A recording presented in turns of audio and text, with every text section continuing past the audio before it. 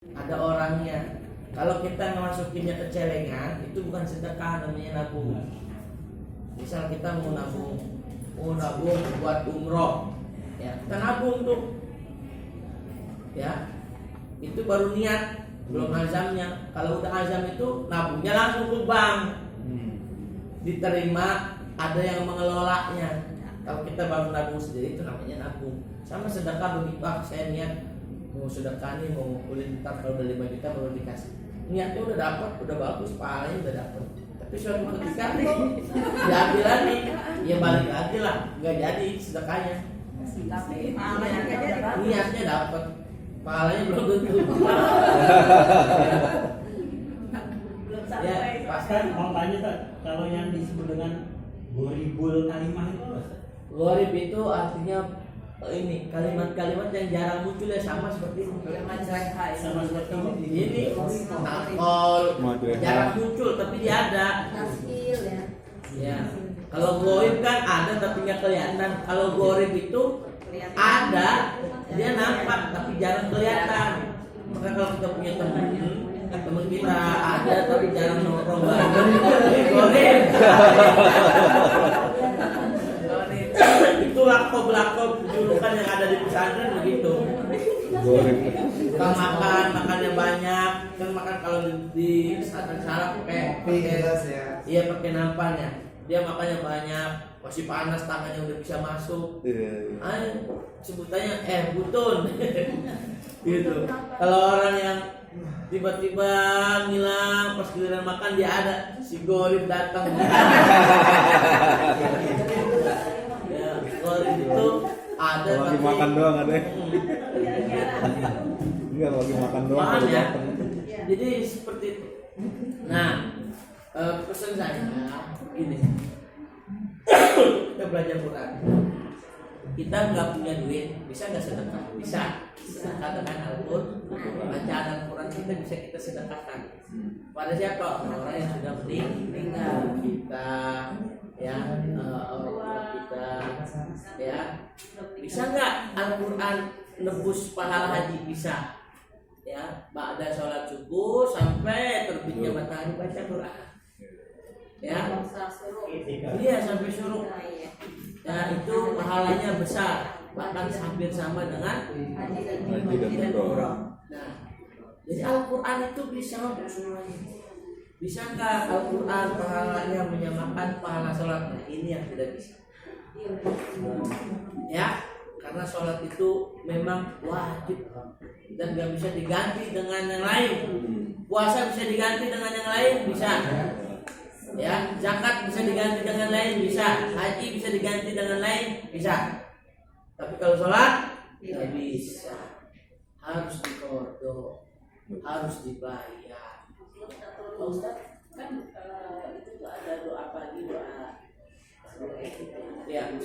Nah itu ketika ngaji dulu sampai suruh baru itu doa pagi gitu. Haji lebih gede pahalanya.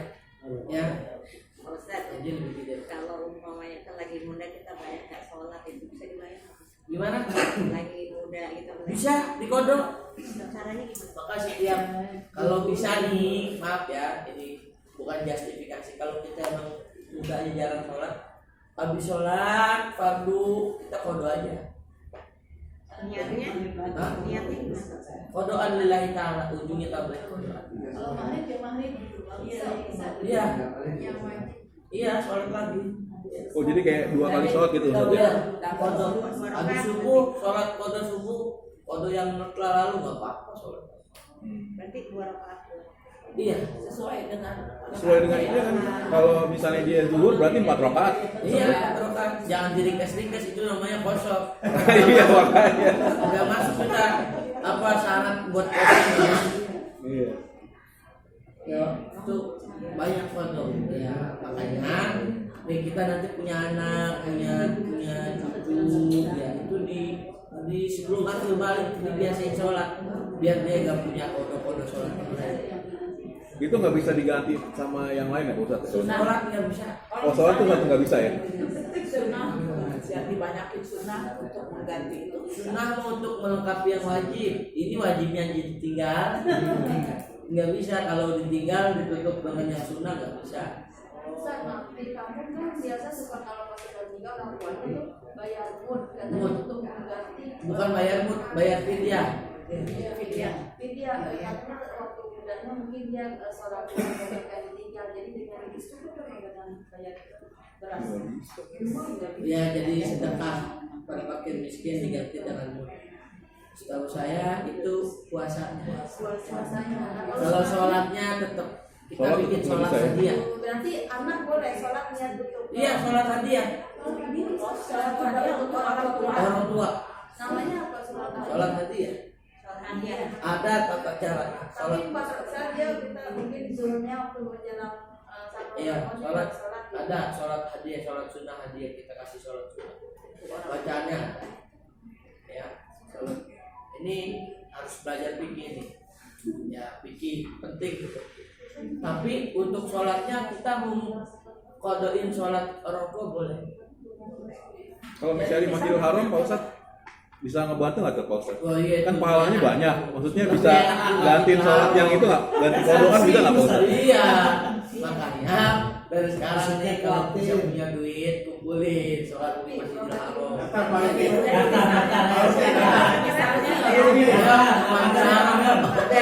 Ada tuh program sebulan ada, program sebulan. Program sebulan ada. Dapat sebulan. Jadi 3 kali gitu. Tadi pahala sedekah baca Al-Quran tadi itu Tiga kali yang satu telah salam. meninggal itu kan bisa 3 kali 1 salam. sedekah kita. Sesuai Itu ada pemahaman dari yang lain itu nggak sampai ya nggak sampai ya kalau dia nggak percaya meninggal Mau mati dulu. enggak itu yang nih orang yang nggak percaya itu padahal ulamanya yang paling percaya hadiah baca Quran itu bakal nyampe ya ulama itu Abdullah bin Bas itu ya kemudian Ibnu Taimiyah segala macam itu percaya ya dan tidak mengharapkan orang ziarah kubur baca Quran buat orang yang meninggal itu diharuskan ya tidak dibolehkan itu baca Quran di ziarah kubur sambil nangis netes-netes air mata itu Beratap ya ya. orang main udah lagi seneng kok kita yang nangis Kalau baca Yasin boleh kan Ibu? boleh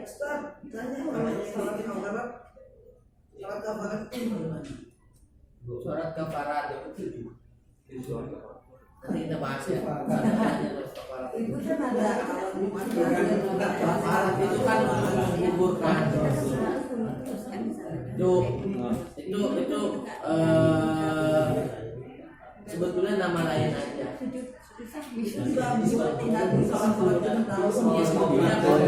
sebetulnya bodoh orang sebutnya kafarat Iya.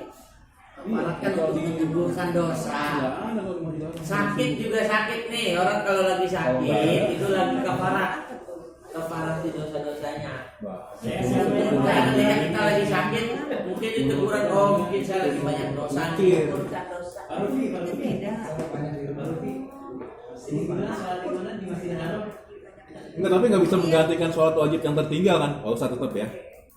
kalau itu kan ada hadisnya ya itu bisa Oh malah bisa itu. iya Oh. ada yang mengatakan bisa karena hadisnya jelas Jadi Oh. gimana yang Masjidil Haram jadi sholat 2 rakaat di Masjidil Haram itu sampai berapa? 100.000. 100.000 ya. 100.000. Kalau di Madinah 10.000. Berarti pas kita Berarti bisa buat gantiin yang itu Ustaz. makanya Iya. ada kan arba'in.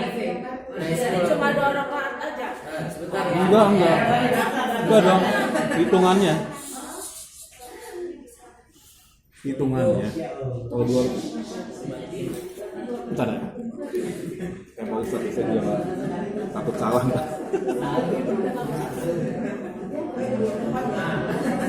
Jadi sholatnya seperti apa? Ya, sholat biasa. 2 rakaat aja. Iya disuruh mau pondok buat diri kita tuh pas puasa itu. Bodoh tuh. Makanya kalau lagi umroh jangan belanja di Tanah Abang aja.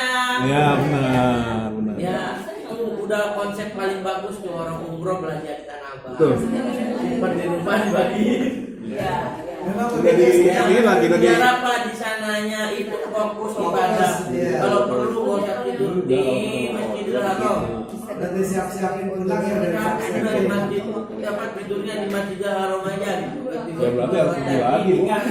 Mau pura-pura nggak? Mau pura-pura nggak? Saya kasih tahu caranya. Nih mau pura-pura nih. Tek-tekan. Nggak boleh, Ustaz. Sekarang ada peraturan baru Ustaz dari Ketiga. Sebulan besok berangkat. Sama Pak. Padang 6.700.000. Berapa siapa? Backpacker. Berapa? 6.700.000. Siapa yang mau pergi? Ustaz Will dan Alwi. Besok November. Backpacker. Jadi gimana? Yang nggak boleh itu kalau kita laporan.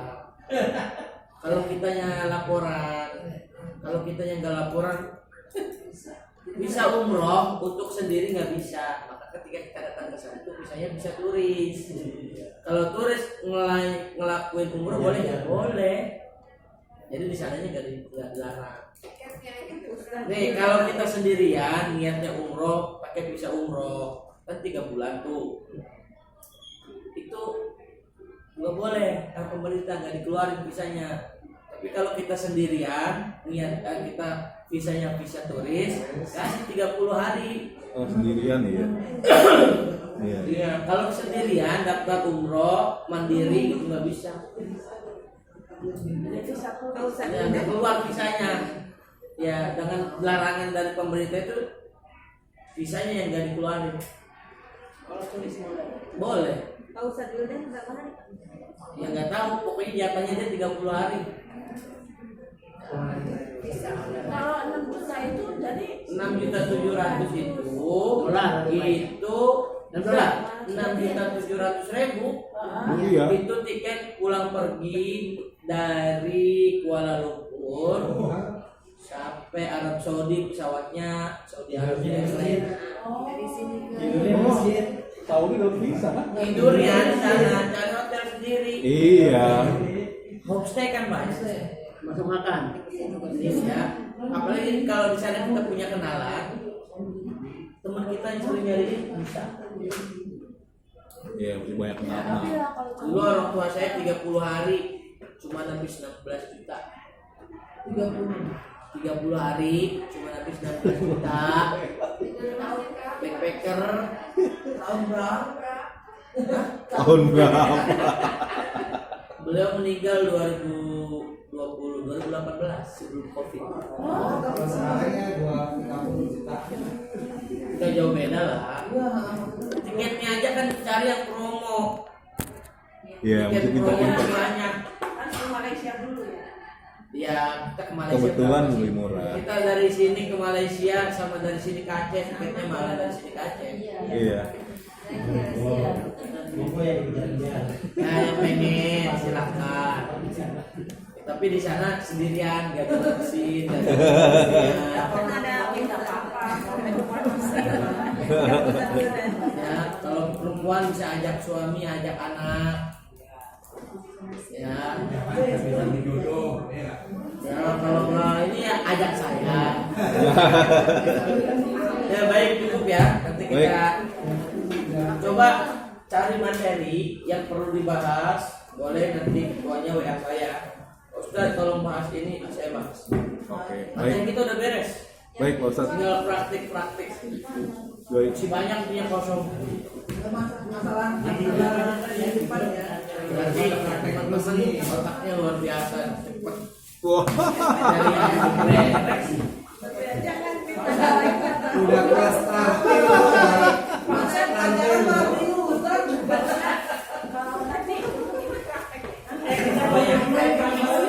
Hari Kamis praktek dan materi. Kita belum Materi yang perlu diulang kita ulang. Praktek apa Ustaz? Ustaz, foto bareng dulu Ustaz, belum pernah Ustaz. Prakteknya apa Ustaz? 3 November sampai 3 November sampai tanggal 12 November saya ke Malang ya, sampai ke Jogja. Jadi saya izin tuh 2 kali pertemuan. Oke. Dari tanggal 3 sampai tanggal 12. Catat. Dua kali ya. Bulan depan Ustaz. Bulan depan. Di November. Contohnya pakai aja. Ada yang badali. Pakai ini kali. Jadi badalinya Oh, praktek ya boleh, aja ya. boleh, boleh, boleh. Iya. Sama insya Allah. Iya.